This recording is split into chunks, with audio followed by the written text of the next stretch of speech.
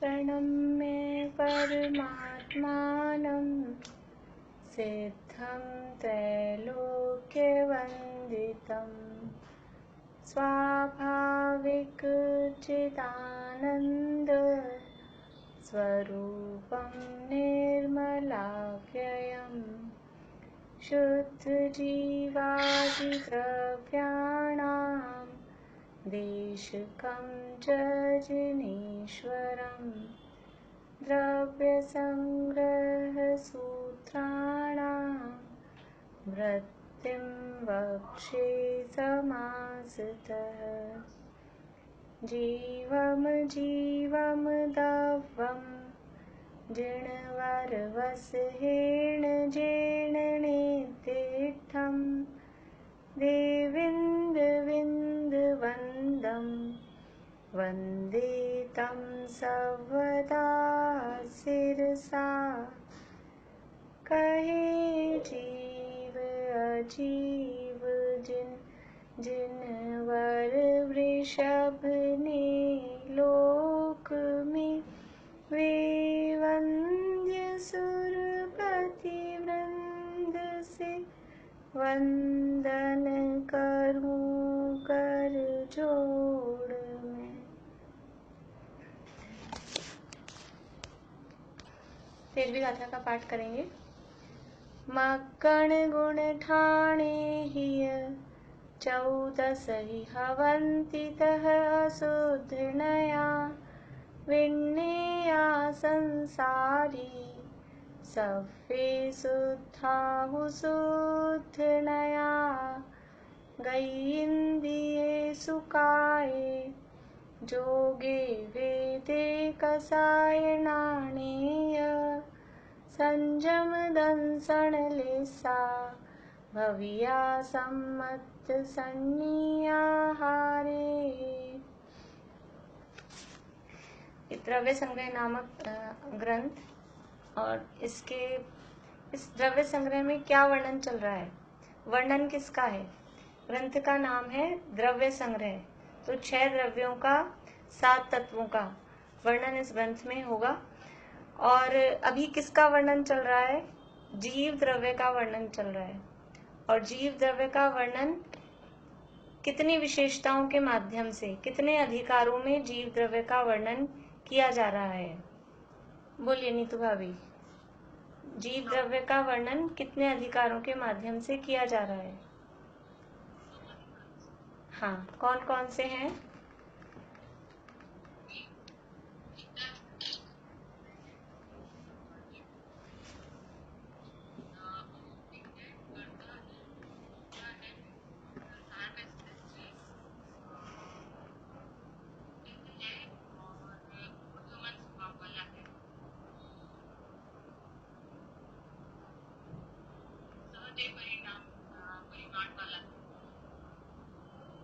हो गए पूरे? मुझे कुछ बीच बीच में आवाज नहीं आ रही थी आपकी। हो गए पूरे? कोई बात नहीं, बढ़िया। जीव जो दूसरी गाथा है, उस दूसरी गाथा में ये जीव के 9 अधिकारों का वर्णन वहाँ स्वरूप बताया गया है। 9 अधिकारों के माध्यम से, अधिकार मतलब है उसकी विशेषताएं, 9 बातों के माध्यम से जीव का वर्णन इस ग्रंथ में किया जा रहा है। पहला है जीव। जीव यानी वो जीव है, जीता है। जो जीता है उसे जीव कहते हैं। तो किस रूप में जीता है उसका वर्णन फिर आगे किया। तो जीव है, फिर उपयोग में है, अमूर्तिक है, कर्ता है, स्वदेह परिमाण है, भोक्ता है, संसार में स्थित है और सिद्ध है। एक कौन सा रह गया? भोक्ता, संसार तो ऊर्ध्वगमन स्वभाव वाला है, ऊर्ध्वगमन स्वभाव वाला है और सिद्ध है। इस तरह से 9 अधिकारों के माध्यम से जीव का वर्णन यहाँ कर रहे हैं। और उसमें हमारा कौन सा अधिकार चल रहा है?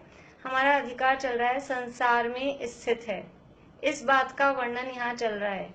जीवो यानी जीव जीता है, ये हो गया है। उपयोग में है, वो हो गया। अमूर्तिक है, कर्ता है, भोक्ता है, स्वदेह परिमाण है। इतनी बातें हो गई। अब संसार में स्थित है, इस बात का वर्णन 3 गाथाओं के माध्यम से कर रहे थे, 11वीं, 12वीं और 13वीं। तो पहले जीवों के भेद प्रभेद बताए, पांच इंद्रिय जीव उस आधार पे। उसके बाद में 14 जीव समासों का वर्णन किया, समणा अमणा नेया। और अब 14 गुणस्थान और 14 मागणा स्थानों के माध्यम से ये संसारी जीवों का स्वरूप बताया जा रहा है।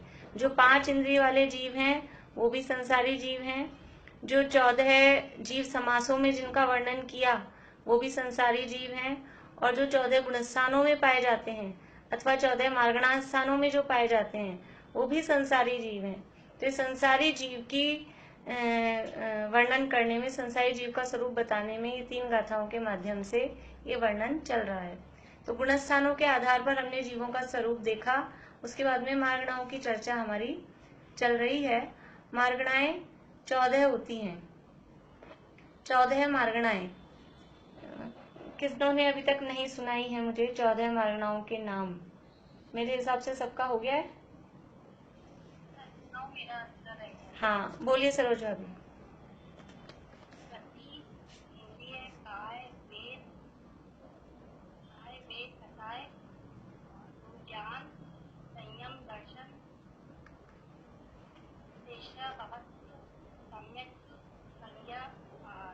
हाँ, बीच में एक छूट गया, योग। गति, इंद्रिय, काय, योग, फिर वेद। बढ़िया है। इस तरह से 14 मार्गणाएं हैं। गति, इंद्रिय, काय, योग, वेद, कषाय, ज्ञान, संयम, दर्शन, लेशा, भव्यत्व, सम्यक्त्व, संगी और आहार। तो हमारी चर्चा हो गई गति, इंद्रिय, काय और योग मार्गणा। योग मार्गणा में हमने योग में स्थित यानी जो योग वाले जीव हैं उनकी बात चर्चा की, मनोयोगी, वचन योगी और काय योगी। इसके अलावा, इनसे अलावा, इनके अतिरिक्त भी कोई जीव होते हैं कि जो अयोगी जीव हैं, योग से रहित, वो ये इस 3 प्रकार के योग या 15 प्रकार के योग से रहित जो 14वें गुणस्थान वर्ती अनंत भगवान है और जो सिद्ध भगवान है वो ये योग से रहित हैं, उन्हें अयोगी जीव कहते हैं। ये जितने भी शुभ अथवा अशुभ योग हैं, यानी ये जो मन वचन काय की प्रवृत्ति के निमित्त से हमारे आत्मा के प्रदेशों में चंचलता होती है, उसके आधार पे योग कहा जाता है। तो ये मन वचन काय की प्रवृत्ति यदि शुभ परिणामों के निमित्त से होती है तो उसे शुभ योग कहा जाता है। और ये हमारे मन वचन काय की प्रवृत्ति अशुभ परिणामों के निमित्त से होती है तो उसे अशुभ योग कहा जाता है। इस तरह से योग के, ये तो यहाँ कर्णान योग का प्रकरण है, तो मनोयोग, वचन योग, काय योग ऐसे भेद किए हैं। लेकिन अन्य प्रकरणों में शुभ योग और अशुभ योग ऐसा विभाजन भी किया जाता है। तो शुभ योग से शुभ कर्मों का आश्रय होता है, अशुभ योग से अशुभ कर्मों का आश्रय होता है, ऐसा कहा जाता है। तो शुभ योग किसे कहना, अशुभ योग किसे कहना, कि मन वचन काय की जो प्रवृत्ति शुभ परिणामों के निमित्त से होती है उसे शुभ योग कहते हैं। शुभ योग से शुभ पुण्य कर्मों का ही आश्रय होता है, ये स्थूल कथन है, ऐसा नियम नहीं है। हम बारीकी में जाएंगे तो ऐसा नहीं है। लेकिन या शुभ कर्म जिससे आ रहे हैं उसका नाम शुभ योग है, ऐसा नहीं। जो हमारी मन वचन काय की प्रवृत्ति में हमारे परिणाम कौन से निमित्त हो रहे हैं, यदि हमारे शुभ परिणाम, हमारी शरीर की जो चेष्टा हो रही है, हमने हमारे जो शब्द निकल रहे हैं, हमारे मन में जो विचार चल रहे हैं, उसमें हमारे शुभ परिणाम निमित्त हैं तो वो शुभ योग कहलाएगा। और यदि उन्हीं क्रियाओं में हमारे अशुभ परिणाम निमित्त हैं तो वो अशुभ योग कहलाएगा। जैसे समझ लीजिए हम अपने घर वालों के लिए भोजन बनाते हैं, तो उस भोजन बनाने में जो हमारी मन वचन काय की प्रवृत्ति हो रही है वो क्या है, वो अशुभ योग है। और हम इस भावना से भोजन बना रहे हैं कि कोई साधन में आएंगे अथवा मुनिराज मेरे घर आ जाएं, इस तरह की हमारी भावना है, तो वो शुभ योग कहलाएगा। स्थूल उदाहरण है, जो भी हमारे काम है, जैसे हम रोज सुबह उठ के नहा धो के तैयार होते हैं, तो एक तो हम मंदिर जाने के लिए तैयार हो रहे हैं, काम वही है, कपड़े पहनना है, समझ लीजिए बाल बनाना है, ये जो भी काम है, काम वही है। लेकिन यदि अंदर भावना ऐसी है फटाफट तैयार होके मंदिर जाना है, तो वो हमारी मन वचन काय की प्रवृत्ति शुभ योग कहलाएगी। और यदि हम इसलिए फटाफट तैयार होके कि हमें मूवी देखने जाना है, कि हमें घूमने फिरने जाना है, तो वही हमारी जो क्रिया है वो कहलाएगी अशुभ योग। तो हमारी क्रिया वही हो रही है, लेकिन वो उसमें परिणाम कैसे हैं अंदर, उस परिणामों के निमित्त से वो योग शुभ अथवा अशुभ कहलाता है। वो चाहे मनोयोग हो, वचन योग हो और काय योग हो, तीनों ही प्रकार के योग शुभ योग भी हो सकते हैं और अशुभ योग भी हो सकते हैं। और समस्त प्रकार के शुभ और अशुभ योगों से रहित ऐसे 14वें गुणस्थानवर्ती अयोगी अरहंत भगवान और सिद्ध भगवान वो अयोगी कहलाते हैं। उन्हें ये शुभ अथवा अशुभ योग नहीं होता है। तो इतनी बात इसमें और बाकी थी। अभी हम बात करते हैं वेद मार्गणा के संबंध में। वेद किसे कहते हैं? वेद शब्द हमने पहले पढ़े हैं कहीं? वेद शब्द कहाँ पढ़ा है पहले? नौ कषाय में। बढ़िया। हाँ, और कहीं पढ़ा है? 8वें अध्याय में। हाँ, 8वें अध्याय में, वही कर्मों के अंतर्गत। औदिक भावों के अंतर्गत भी वेद शब्द आता है। औदिक भाव के जो भेद हैं, औदिक भाव के 21 भेदों के अंतर्गत गति भी औदिक भाव है और वेद भी औदिक भाव है। तो ये भावों के रूप में, यानी गति भी, यद्यपि गति कर्म के भेदों में भी आता है, नाम कर्म के भेदों में, ऐसे ही वेद है वो चारित्र मोहनी में 9 कषाय के भेदों के अंतर्गत आता है। लेकिन ये भाव रूप हैं, इनको औदिक भावों के अंतर्गत लिया गया। गति, कषाय, लिंग, मिथ्या दर्शन, अज्ञान, असंयत, असिद्धत, लेश्या। तो ये लिंग जो शब्द है ना, गति, कषाय, लिंग, ये औदिक भाव के भेद है, सूत्र है। तो जो लिंग है, लिंग अर्थात वेद, ये वेद भाव रूप है। तो जहां भी वेद शब्द का यूज होता है तो ज्यादातर उसका अर्थ वो भाव के संबंध में ही लगाया जाता है। लेकिन फिर भी ये वेद दो प्रकार के हैं, द्रव्य वेद और भाव वेद। तो पहले वेद का मतलब क्या है? वेद का जो भाव वेद है, भाव वेद का मतलब है कि जो वेद कषाय के उदय से, वेद रूप जो 9 कषाय है, वेद रूप 9 कषाय के उदय से उत्पन्न हुई जो जीव की परिणति है, यानी उस वेद 9 कषाय के उदय से उत्पन्न हुए जीव के परिणाम। अब वो परिणाम कैसे होते हैं? वो मैथुन रूप जो परिणाम है, मैथुन मीन्स कि स्त्री पुरुष अथवा नपुंसक भाव रूप जो परिणाम है, स्त्री पुरुष अथवा नपुंसक से रमण करने रूप जो परिणाम है, उन परिणामों को भाव वेद कहते हैं। वेद 9 कषाय कर्म के उदय से उत्पन्न हुए जीव के भावों को भाव वेद कहते हैं। सरलता से हम देखें, वेद 9 कषाय कर्म के उदय से उत्पन्न हुए जीव के भावों को भाव वेद कहते हैं। और जो आंगोपांग नाम कर्म है, आंगोपांग नाम कर्म के उदय से प्रकट हुए शरीर के चिन्हों को द्रव्य वेद कहते हैं।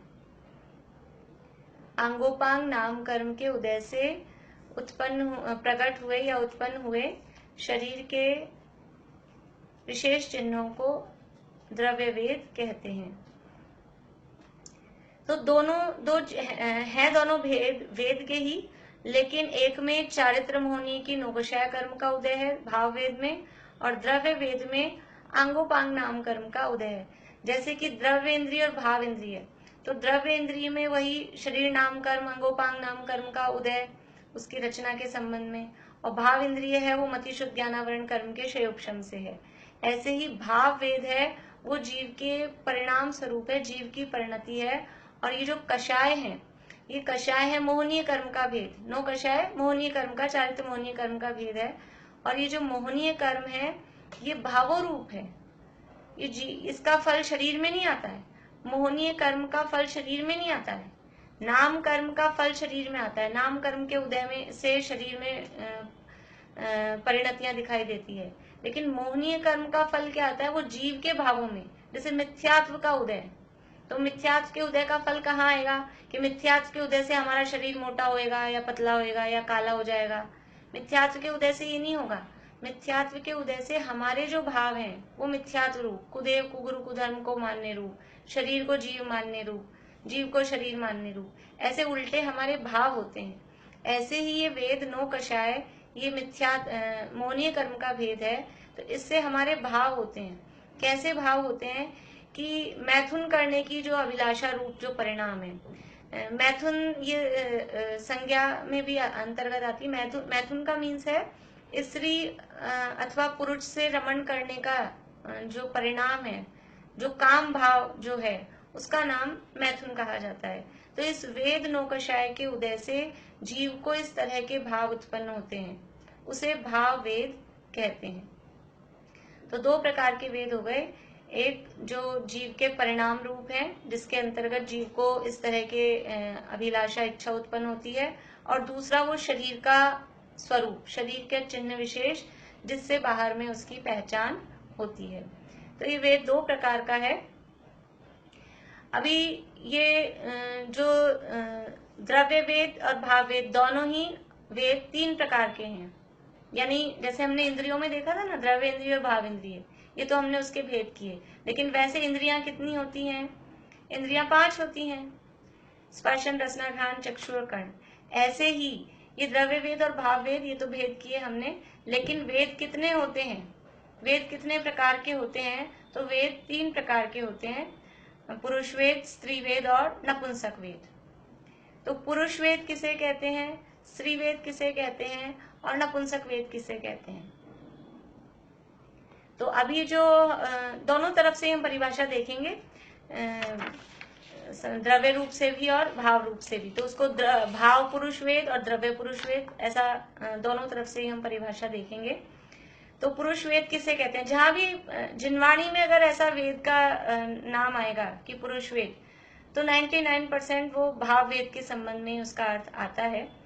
कहीं कहीं केवल जैसे मोक्ष जाने के लिए कौन सा वेद चाहिए, तो द्रव्य वेद की अपेक्षा पुरुष कहा जाता है। वो कहीं कहीं ऐसा द्रव्य वेद का उल्लेख है। बाकी जहां भी ज्यादातर वेद शब्द आएगा तो भाव वेद के अर्थ में ही यूज में आता है। तो पुरुष वेद किसे कहते हैं कि पुरुष वेद नामक नौकषाय के उदय से, नौकषाय कर्म के उदय से, पुरुष वेद नामक नौकषाय कर्म के उदय से होने वाली जीव की अवस्था विशेष को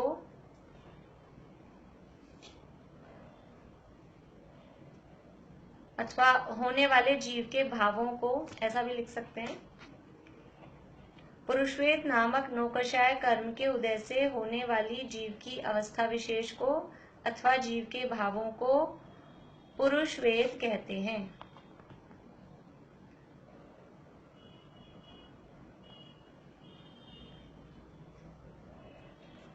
अब ये पुरुष वेद नामक नौकषाय कर्म के उदय से कैसी अवस्था होती है? अवस्था विशेष कहा, लेकिन वो अवस्था कैसी होती है कि पुरुष वेद कर्म के उदय से स्त्री के साथ रमण करने की इच्छा होती है।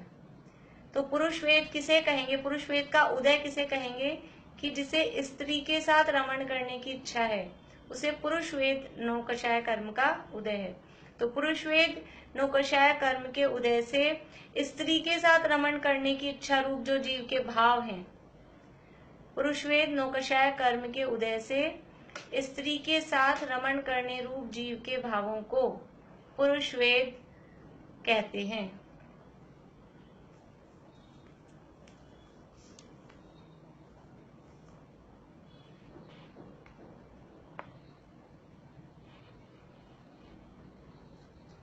यानी वेद का संबंध ऐसा नहीं, कभी कभी ऐसा होता है कि जैसे महारानी लक्ष्मीबाई, झांसी की रानी महारानी लक्ष्मीबाई, तो वो तलवार लेकर और घोड़े पर बैठकर युद्ध करने निकल गई।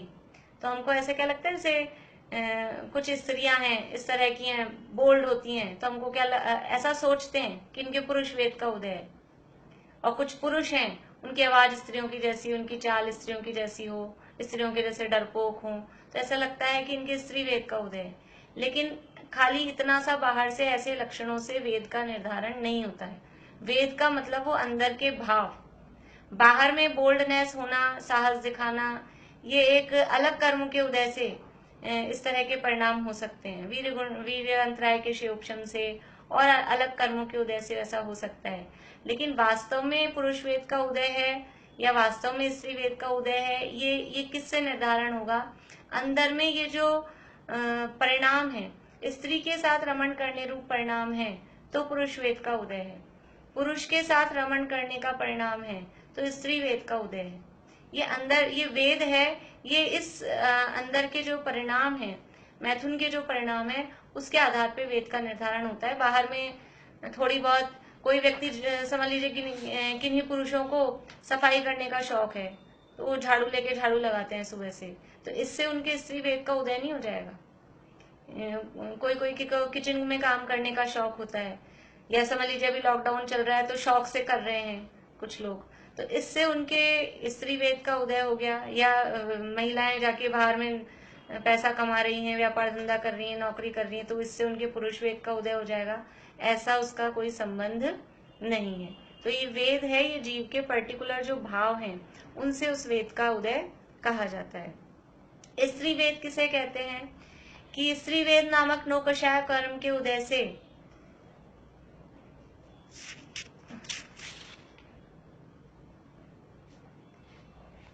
पुरुष के साथ रमण करने की इच्छा रूप जीव के भावों को स्त्री वेद कहते हैं। स्त्री वेद नौकशाय कर्म के उदय से वो जो जीव की अवस्था, उस तरह से भी लिख सकते हैं जीव की अवस्था विशेष को। तो वो अवस्था विशेष क्या है कि पुरुष के साथ रमण करने रूप जो जीव के भाव हैं उनको स्त्री वेद कहते हैं।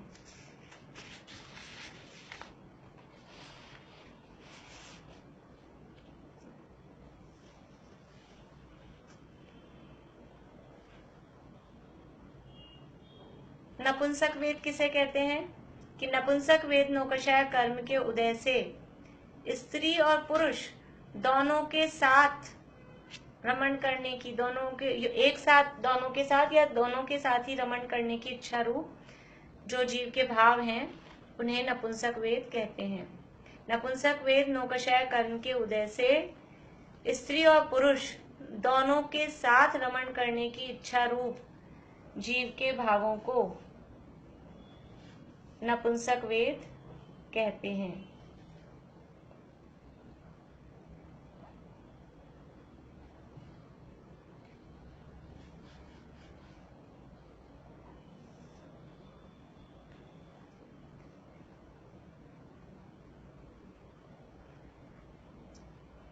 अब स्त्री किसे कहते हैं, अभी ये तो भाव वेदों की बात हुई। अब द्रव्य वेद में, द्रव्य वेद हमको समझ में आता है जो पुरुष के चिन्हों से सहित हैं, बाहर में जिसे पहचान के पता लग जाए, वो पुरुष के चिन्हों से सहित हैं। उसमें पहचान के चिन्ह समझ लीजिए दाढ़ी मूछ इत्यादि आना, ये पुरुष के पहचान के चिन्ह कहे जाते हैं, वो द्रव्य वेद है। इसी तरह से स्त्री के पहचान के जो चिन्ह है वो द्रव्य स्त्री वेद है। और स्त्री और पुरुष दोनों के ही चिन्हों से रहित जो होते हैं वो नपुंसक वेदी, द्रव्य नपुंसक वेद कहलाते हैं। ये द्रव्य वेद बाहर में समझ में आता है। अभी ये इनकी जो अंदर की जो काम भाव है वो किस तरह का होता है उसके लिए उदाहरण दिए गए। इस पुरुष वेद में जो काम भाव है वो किस तरह का है, स्त्री वेद में किस तरह का, नपुंसक वेद में किस तरह का है। तो पुरुष वेद की जो ये काम भाव है, ये काम रूपी अग्नि कैसी है, जैसे तिनके में सूखी घास में जो अग्नि लगी, तो सूखी घास में अग्नि लगती है तो थोड़ी देर तो जलती हुई ऐसे लगता है बहुत तेज, लेकिन तुरंत ही वो बुझ जाती है। तिनके की आग का उदाहरण दिया जाता है कि सूखा तिनका एकदम से भपका हुआ दिखाई देता है, लेकिन वो बहुत जल्दी शांत हो जाता है। वो अपने अंदर आग को दबा के नहीं रख पाता, वो उसकी जो अग्नि है, सूखे तिनके की अग्नि, बस वो जल के भभक के भस्म हो जाती है। ऐसा नहीं होता कि वो छुपी रहे, वो बाद में कभी प्रकट हो, वो उस समय प्रकट होती है और वो तुरंत ही खत्म हो जाती है। तो पुरुष वेद की जो कषाय की तीव्रता है, पुरुष वेद की तीव्रता का उदाहरण है घास की या तिनके की अग्नि के समान। घास मीन सूखी घास की। और जो स्त्री वेद की जो कषाय की तीव्रता है उसे कहा कंडे की अग्नि। कंडा मीन्स समझ लीजिए कोयला, अपन समझ लें कोयले में अग्नि। कोयला भी हमने सुलगाया था और फिर बाद में उसको क्या करते हैं, हवा देना बंद करते हैं तो वो बुझ जाता है, ऐसे भभकता हुआ नहीं दिखाई देता, लेकिन उसके अंदर वो क्या बोलेंगे, चिंगारी अंदर दबी रहती है उस कोयले में। इसी तरह से कंडे में भी होता होगा। कि वो चिंगारी उसमें दबी रहती है, और फिर वो कोयले में जब तक वो चिंगारी है, फिर थोड़ी देर बाद उसको हवा करो तो फिर बढ़ जाती है। जो लोग कभी सिगड़ी उसमें जिन्होंने लिया होगा कोयला वगैरह, तो थोड़ा बहुत उनको आइडिया होगा कि कोयला अभी तो जलाया है तो जलता हुआ दिख रहा है, फिर उसको हवा देना बंद करो तो वो बुझा हुआ सा हो जाता है, और फिर से हवा दो तो फिर से वो भड़क जाता है। तो स्त्री वेद की कषाय कैसी है कि वो छुपी हुई होती है। पुरुष वेद की कषाय है वो जैसे घास की अग्नि, तिनके की अग्नि प्रकट दिखाई दे रही है, लेकिन अंदर उसमें स्टोरेज नहीं है, वो बहुत लंबे समय तक टिकी नहीं रहती। लेकिन स्त्री वेद की जो कषाय है वो बाहर में तो दिखती नहीं है, वो कोयले में अग्नि छुपी हुई है, दिखाई नहीं दे रही, लेकिन वो जलती रहती है बहुत देर तक अंदर। तो स्त्री वेद का जो कषाय की तीव्रता है वो कंडे की अग्नि के समान है, छुपी हुई रहती है। इसी आधार पर इनके अर्थ भी, जो शब्द दिए ना पुरुष स्त्री, वो इसी आधार पे इनके अर्थ भी हैं। और नपुंसक वेद की अग्नि किस तरह की नपुंसक वेद की जो कषाय है वो किस तरह की है, जैसे कि ईंट बनती है भट्टी में, तो वो भट्टी में जब ईंट, हाँ जी, भट्टी में जो वो ईंट बनती है तो वो बहुत तेज गर्म होती है, मतलब उसको भट्टी में डाल के ईंट को पकाते हैं तो वो कितनी गर्म होती है ईंट। अब उस ईंट को रख दिया बाहर, तो बाहर से देखने में तो क्या पता लगता है, जैसे समझ लीजिए कि हमने अभी कुछ 1 घंटे तक कुछ हमने कढ़ाई चढ़ा के रखी थी, गैस पे गर्म हो गई थी, या तवा अपना समझ लीजिए हमने रोटी बनाई, 15-20 मिनट लगी, तवा एकदम गर्म हो गया, अब हमने उसको उतार के साइड में रखा है बिल्कुल अभी अभी, तो बाहर से देखने में क्या पता लगता है गर्म है कि ठंडा है। बहुत बार ऐसी गलती हो जाती है कि कोई दूसरा व्यक्ति आता है और वो एकदम से उस पर हाथ लगा लेता है। तो ये उसके लिए ईंट का उदाहरण दिया है, भट्टी की ईंट कि वो, हाँ जी, आवाज नहीं आ रही, आवाज नहीं आ रही, ये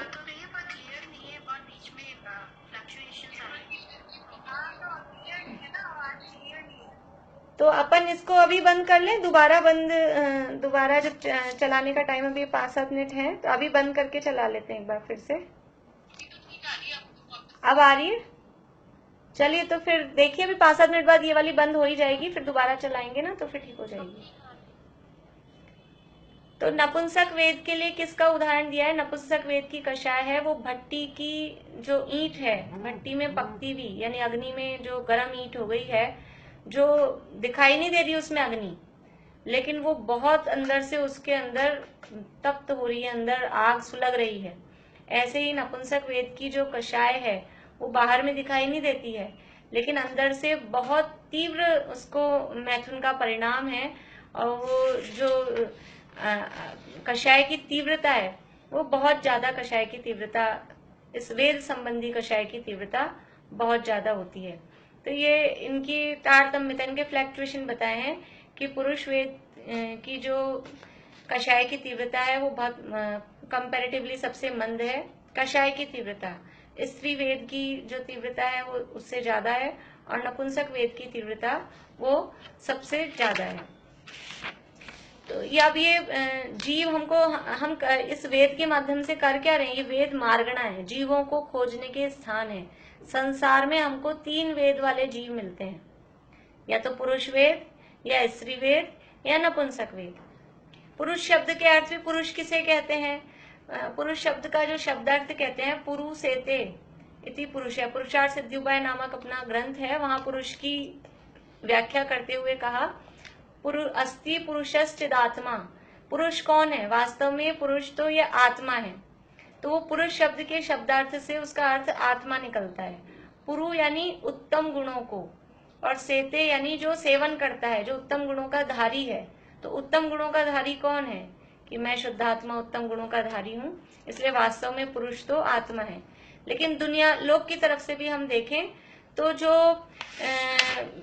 उत्तम गुणों के धारी हैं, यानी दुनिया में जो उत्कृष्ट चीजें होती है उसके स्वामी पुरुष होते हैं। ये तो अभी पंचम काल की बात छोड़ दीजिए, और पंचम काल में भी कुछ कुछ उसका रूप दिखाई देता ही है कि उत्तम चीजों के स्वामी वो पुरुष ही होते हैं। यानी समझ लीजिए ऐसा बोलते हैं ना पति और पत्नी, तो पत्नी का स्वामी कौन है, इस स्त्री का स्वामी कौन है, उस पत्नी के लिए भी वो पति स्वामी कहा जाता है, यानी स्त्री का स्वामी। तो जो भी उत्तम चीजें हैं, राज्य लक्ष्मी का स्वामी, धन संपदा का स्वामी, स्त्री का स्वामी, तो ये जो पुरुष है यानी दुनिया की उत्तम चीजों का जो स्वामी होता है, उसको जो भोगता है, उसका नाम पुरुष है। और ये लौकिक व्याख्या है। स्त्री किसे कहते हैं, जैसे उसका उदाहरण दिया कि उसमें अग्नि छुपी भी रहती है, ऐसे स्त्री अर्थात जो छुपाती है, जो समझ लीजिए आच्छादित करती है, ढकती है, कि खुद को भी पाप से ढकती है और दूसरों को भी पाप से ढकती है। ये स्त्री की व्याख्या शब्दार्थ के रूप में की है कि स्त्रियों में ढकने का परिणाम होता है, स्त्रियों में छुपाने का, मायाचारी की जो मुख्यता कही है कि वो छुपाने का परिणाम स्त्रियों में होता है। इस आधार पे वो स्त्री की व्याख्या अपने रत्नकर्ण शावकाचार है। रत्नकर्ण शावकाचार में ऐसे स्त्री के जितने भी पर्यायवाची शब्द हैं, वामा, नारी और बहुत सारे 8-10 तरह के पर्यायवाचियों की उसकी ऐसे शब्दों से उसके अर्थ करे हैं कि इसलिए इसको वामा कहते हैं, इसलिए इसको नारी कहते हैं, इसलिए इसको अर्गला कहते हैं, जो भी शब्द होते हैं, वो बहुत सारी व्याख्या उसमें की है। इससे ऐसा नहीं समझना चाहिए कि कोई वो शास्त्र लिखने वाले पुरुष थे तो स्त्रियों की निंदा की है, या ऐसा नहीं। ये वस्तु स्थिति ही ऐसी है, स्वाभाविक रूप से स्त्रियों में मायाचारी का परिणाम होता ही है। ये जैसे बाय डिफॉल्ट जबरदस्ती किसी ने किया है ऐसा नहीं है। हाँ, उसमें किसी के कम मायाचारी होती है, किसी के ज्यादा होती है, वो बात अलग है, लेकिन स्वभाव से ही तिर्यंचों में मायाचारी का परिणाम है। और इसी तरह से स्वभाव से ही स्त्रियों में ये जो छुपाने का परिणाम है, ये स्त्रियों में स्वभाव से ही होता है। तो जो छुपाने के स्वभाव वाली होती है उन्हें स्त्री कहते हैं। और नपुंसक किसे कहते हैं, कि जो अत्यंत काम पीड़ा से पीड़ित रहते हैं, जिनमें समझ लीजिए पुरुषार्थ करने की जिनमें ताकत नहीं है। नपुंसक, जिनमें ऐसा पुरुषार्थ करने की सामर्थ्य नहीं है, काम पीड़ा से अत्यंत पीड़ित रहते हैं, उन्हें नपुंसक कहते हैं। तो ये 3 प्रकार के वेद हो गए, पुरुष वेद, स्त्री वेद और नपुंसक वेद। अब ये द्रव्य वेद और भाव वेद, तो क्या जिनका द्रव्य स्त्री वेद है, उनका भाव वेद भी स्त्री होता है? जिनका द्रव्य वेद पुरुष है, उनका भाव वेद भी पुरुष होता है? इसमें क्या नियम होते हैं? सेम होता है या अलग भी हो सकता है? इसकी क्या पॉसिबिलिटीज है? तो द्रव्य वेद और भाव वेद ये सामान्य रूप से समान होते हैं। बाहर में स्त्री है तो भाव वेद भी स्त्री होगा, बाहर में पुरुष है तो भाव वेद भी पुरुष होगा। सामान्यतः ऐसा होता है, लेकिन इसमें विषमता यानी इसमें रिवर्स पना भी संभव है। किसमें संभव है? कि कर्म भूमि के मनुष्य और तिर्यंचों में द्रव्य वेद और भाव वेद में असमानता संभव है। कर्म भूमि के मनुष्य और तिर्यंचों में द्रव्य वेद कुछ और हो और भाव वेद कुछ और हो, ऐसी पॉसिबिलिटी संभव है। या ऐसा कहें कि जहां तीनों प्रकार के वेद पाए जाते हैं वहां ही ऐसी पॉसिबिलिटी संभव है कि द्रव्य वेद अलग हो और भाव वेद अलग हो। देखिए, देवों में कौन सा वेद है? अपन गतियों की अपेक्षा बात करते हैं पहले। देवगति में कौन से वेद हैं? स्त्री वेद और पुरुष वेद, ये 2 प्रकार के वेद देवगति में हैं। नपुंसक देवगति में नहीं होते। नारकियों में कौन सा वेद है? नरक गति में नपुंसक वेद ही है। नारकी सारे के सारे नपुंसक वेद ही हैं। तो वहां भी वहां 3 वेद नहीं पाए जा रहे, ना देवगति में नरक गति में। तो वहां सभी देवों के जो द्रव्य वेद और भाव वेद है वो दोनों समान हैं। देवों में द्रव्य वेद और भाव वेदों में डिफरेंस नहीं होता है, वो समान। नाटकियों में भी सारे नपुंसक वेद ही हैं, उनके भी द्रव्य वेद और भाव वेद समान होगा, यानी द्रव्य से भी नपुंसक, भाव से भी नपुंसक। भोग भूमियों में कितने वेद होते हैं? अब मनुष्य गति में आए तो भोग भूमि में कितना वेद? भोग भूमि में भी 2 ही वेद हैं, स्त्री वेद और पुरुष वेद, वहां भी नपुंसक वेद नहीं है। तो भोग भूमि के जीवों में भी ऐसे वेदों में डिफरेंस नहीं है, जो द्रव्य वेद होगा वही भाव वेद होगा। तो देवों में, नारकियों में और भोग भूमि के मनुष्य तिर्यंचों में वेद में विषमता नहीं पाई जाएगी। कुभोग भूमि में भी स्त्री और पुरुष वेद ही होता है।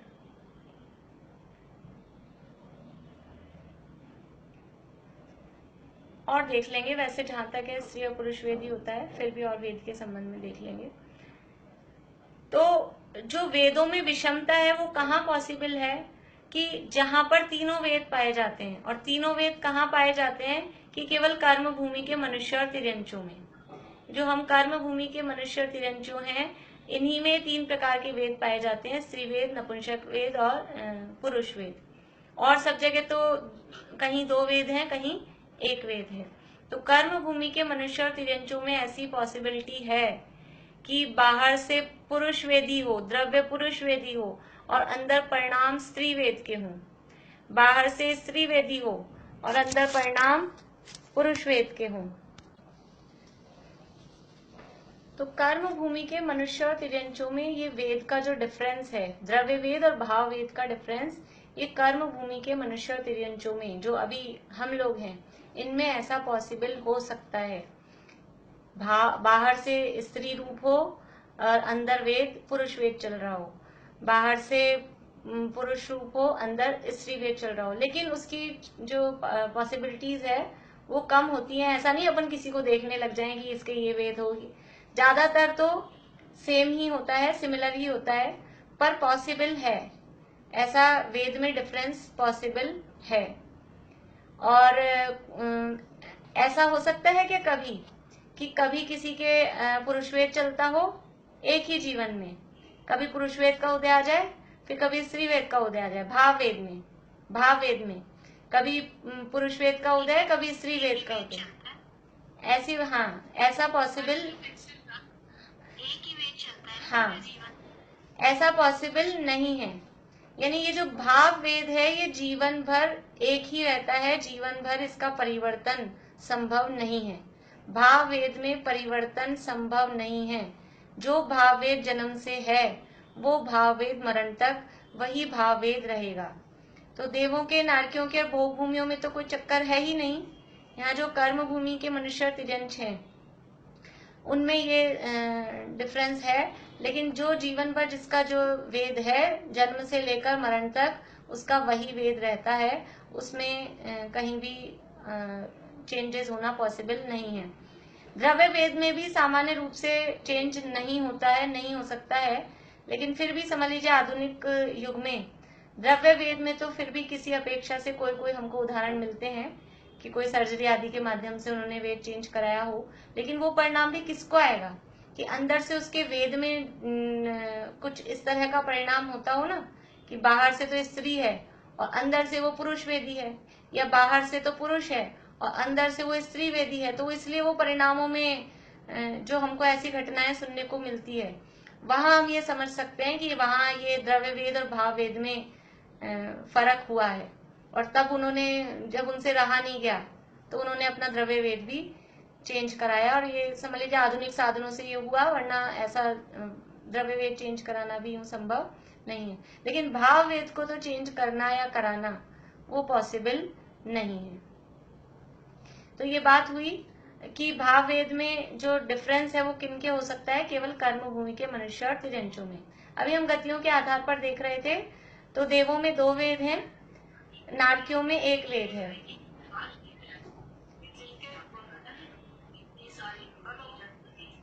कुछ बोल रहे हैं?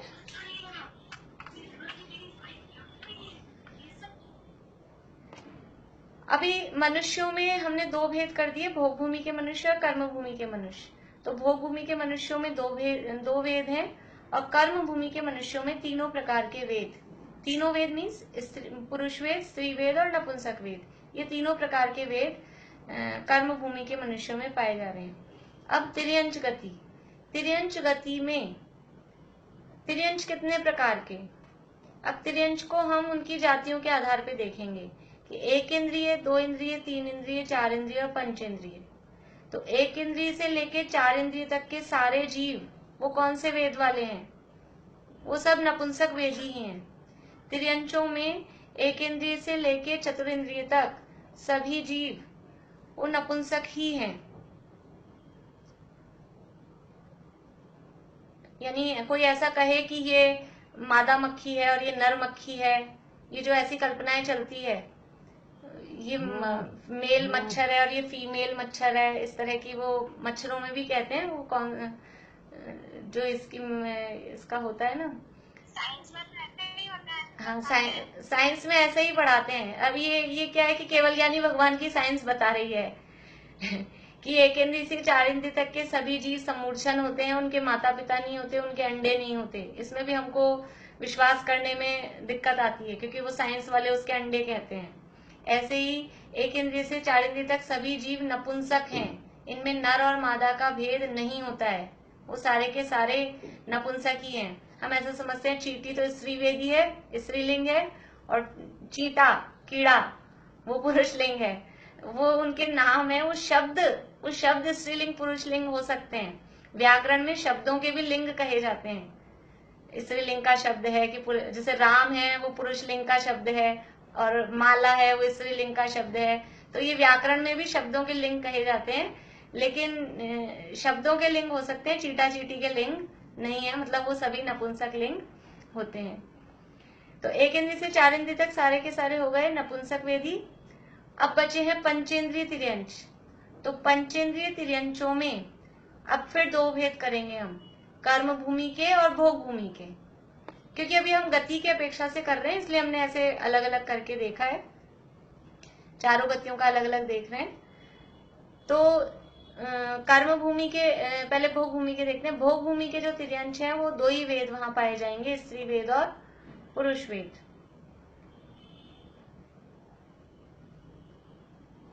और कर्म भूमि के तिर्यंचों में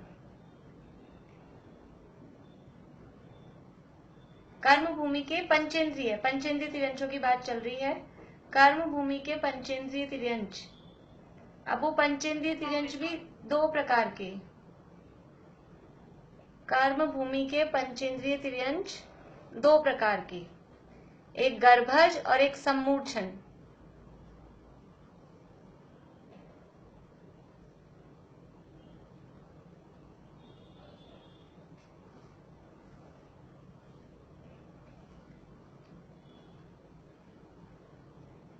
गर्भज और सम्मूर्छन, तो जितने भी सम्मूर्छन तिर्यंच हैं, कर्म भूमि में भी जितने भी सम्मूर्छन तिर्यंच हैं वो सब नपुंसक वेदी होते हैं।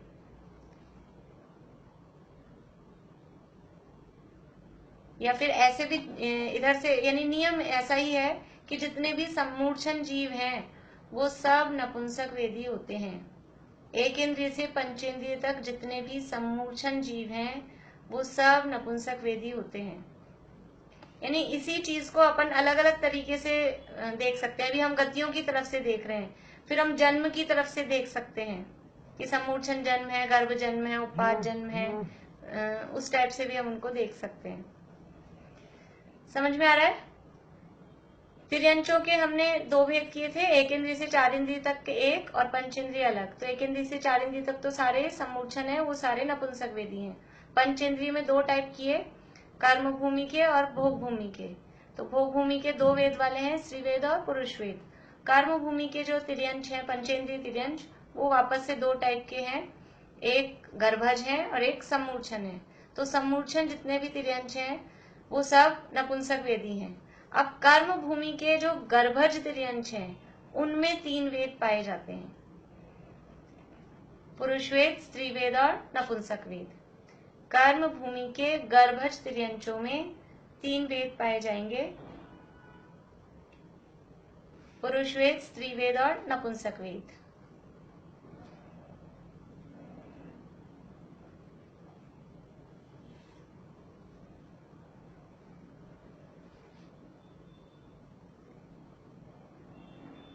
इसी तरह से मनुष्य गति में भी अपन ये मनुष्य गति में भी ये भेद होगा। कि मनुष्य हैं, मनुष्य में दो भेद हम इस तरह से कर सकते हैं, पहले कर्म भूमि के और भोग भूमि के। तो भोग भूमि के तो दो वेद वाले हैं, स्त्री वेद और पुरुष वेद। अब कर्म भूमि के जो मनुष्य हैं उनके दो भेद, एक गर्भज और एक सम्मूर्छन। कर्म भूमि के मनुष्यों के भी दो वेद। किसी को कंफ्यूजन हो रहा हो तो पूछ लीजिए, वैसे मैं अभी आपको वापस से चेक करा दूंगी, थोड़ा सा क्रॉस चेक करेंगे अपन तो समझ में आ जाएगा। समझ में आ रहा है? कर्म भूमि के जो मनुष्य हैं वो दो टाइप के हो गए, एक गर्भज और एक सम्मूर्छन। तो जितने भी सम्मूर्छन मनुष्य हैं वो तो हो जाएंगे सारे नपुंसक वेदी, क्योंकि जितने भी सम्मूर्छन जीव हैं, ये नियम है, सम्मूर्छन जीव नपुंसक वेदी होते हैं। अब वो तिर्यंश हो चाहे मनुष्य हो। सम्मूर्छन मनुष्य कौन से होते हैं?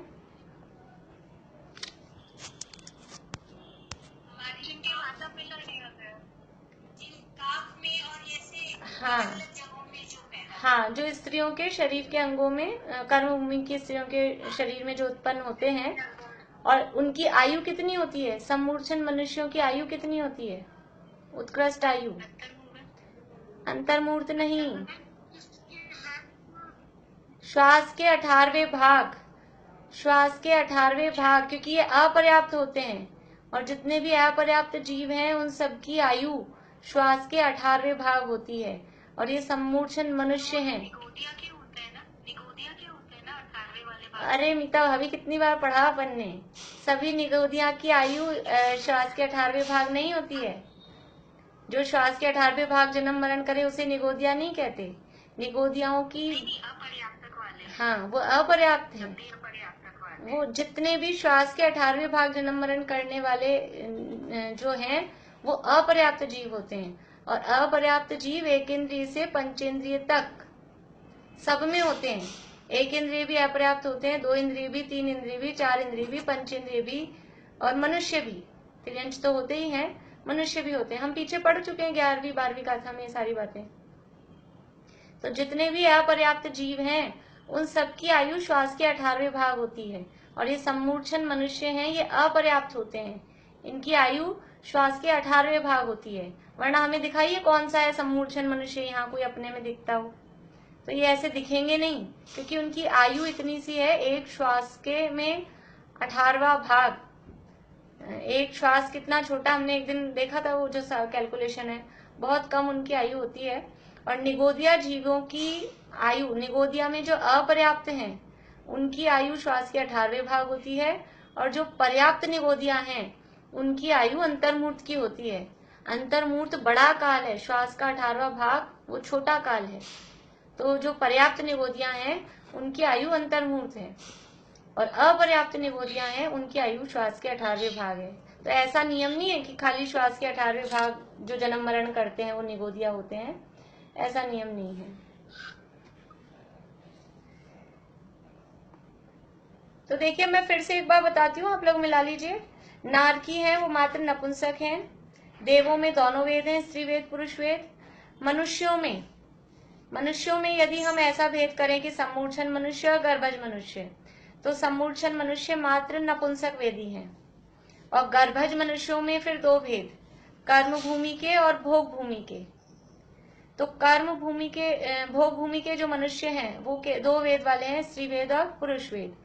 कर्म भूमि के मनुष्य तीनों वेद वाले हैं। अब इस कर्म भूमि में भी भेद करेंगे हम, क्योंकि हमको पूरा देखना है ना। कर्म भूमि में ये भरत क्षेत्र है समझ लीजिए, तो इस भरत क्षेत्र में 6 खंड हैं, म्लेच्छ खंड भी है और आर्य खंड भी है। तो ये तीनों वेद कहाँ पाए जाएंगे? ये तीनों वेद केवल आर्य खंड में पाए जाएंगे। म्लेच्छ खंड में 2 ही वेद पाए जाते हैं।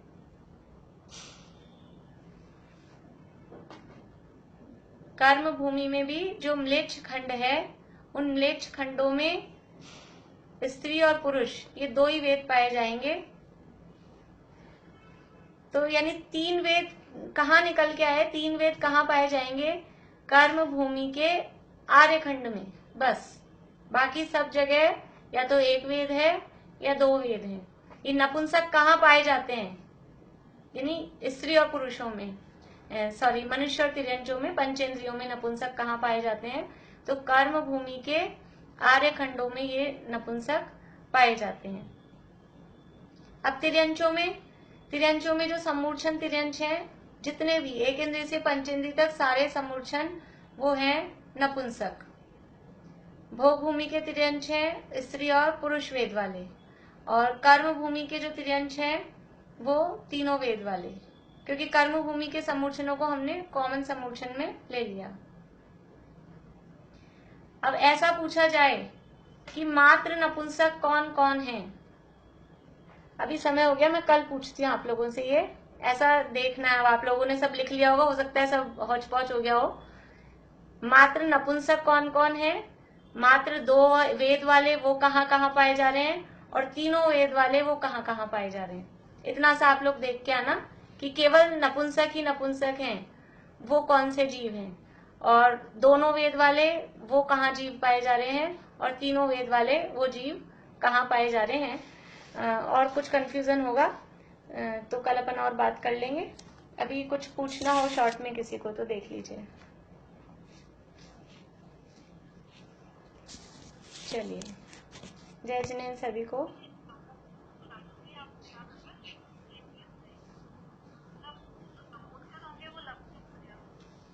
आवाज नहीं आ रही आपकी, कौन पूछ रहे हैं?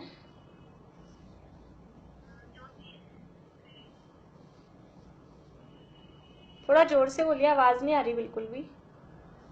पूछ रहे सारे वो सम्मूर्छन लब्धि या पर्याप्तक नहीं होते हैं क्या? नहीं, सारे सम्मूर्छन लब्धि अपर्याप्तक नहीं होते। सारे सम्मूर्छन लब्धि अपर्याप्तक नहीं होते। सम्मूर्छन तो वो स्वयंभू रमण समुद्र में जो महामत्स्य है वो भी सम्मूर्छन है, और उसकी आयु कितनी बड़ी होती है, इसलिए सारे सम्मूर्छन लब्धि अपर्याप्तक नहीं होते। कुछ जीव हैं जैसे मछलियां वगैरह, ये सम्मूर्छन होती हैं अपने, मच्छर हैं, ये 1 इंद्रिय से 4 इंद्रिय तक सम्मूर्छन है, और ये तो दिखते हैं ना अपने को कितने, अभी कम से कम अपने को आधा 1 घंटा दिखते रहते हैं, अपने कमरे में घूम रहे हैं, तो लब्धि अपर्याप्तक नहीं होते। सारे सम्मूर्छन लब्धि अपर्याप्तक नहीं होते।